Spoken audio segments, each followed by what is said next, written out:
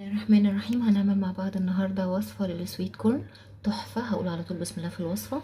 عندي هنا كميه تقديريه من الذره مقطعاهم 4/4 بالشكل دوت، وممكن تستخدموا المفرط الجاهز اللي هو المعلب او المفرز في السوبر ماركت.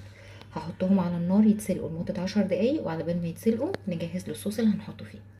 على النار حطيت مكعب زبده وفصين نسكوفه ونص معلقه زيت. هنزل بنص بصله مبشوره عليها رشه فلفل اسود، عايزاها بس كده تدبل، مش عايزاها تاخد لون.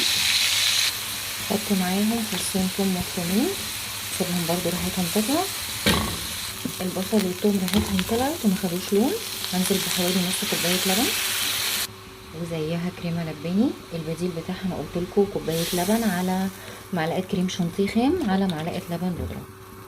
هحط اي نوع جبنه كريمي عندي، ممكن تحطوا شرايح شيدر او رومي، موتزاريلا، بارميجان، المتاح بالنسبه لكم. هحط رشه بابريكا ورشه فلفل اسود. هظبط الملح بتاعي.